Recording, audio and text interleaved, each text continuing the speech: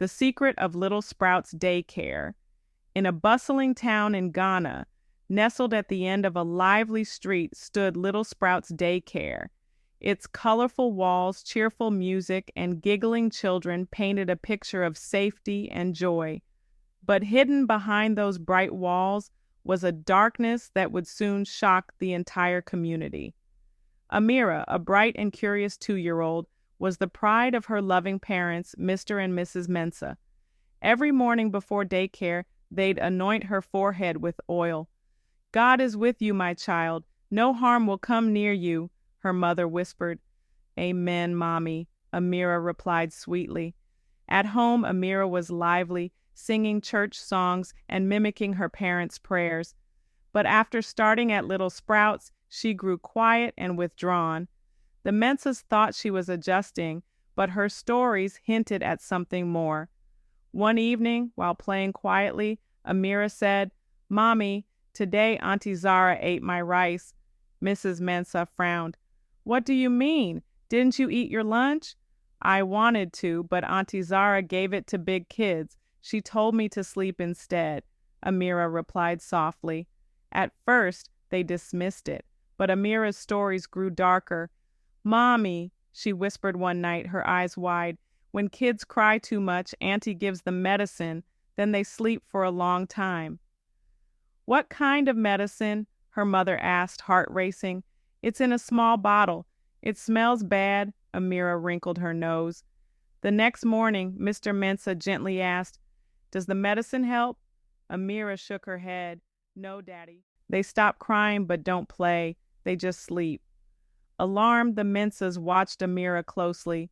She often came home sick with a cough and stomach aches, waking up crying at night. Concerned, Mrs. Mensah spoke with other parents. "My son is always tired now," one mother said. "My daughter has rashes," another added. "My son talks about scary people at daycare," whispered a father. Rumors spread, but whenever parents visited, everything looked normal. Happy kids, smiling staff. Still, the unease grew. One evening, Amira shared something chilling. "Mommy, they showed a bad cartoon with fighting. Auntie Zara said if we tell, we'll get punished." Mrs. Mensah hugged her tightly. "What else, darling?" "They pray scary prayers in the back room. They make us sit in the middle and say strange words," Amira whispered. Determined to uncover the truth, the Mensahs, both IT specialists, bought a teddy bear with a hidden camera.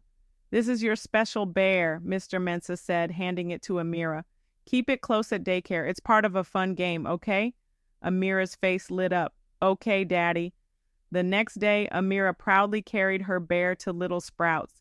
That evening, the Mensahs watched the footage, and what they saw chilled them to the bone. One clip showed Auntie Zara sneaking bites of the kids' lunches. Another showed her pouring a strange liquid into a baby's milk. Moments later, the baby stopped crying and fell into a deep sleep. But the most horrifying footage captured staff chanting around dazed, frightened children in a back room. "This is worse than we imagined," Mr. Mensah whispered. The next day, they shared the footage with other parents. Outrage spread like wildfire. A meeting was called at Little Sprouts, packed with furious parents. Madam Sika, the daycare owner, greeted them with a fake smile. "Welcome, parents. I understand your concerns, but everything is fine." A father stood up, his voice trembling with rage. "My son has been sick ever since he started here. What are you doing to our children?" "My daughter has nightmares now," a mother cried. "What are you showing them?" The staff denied everything until Amira raised her tiny hand.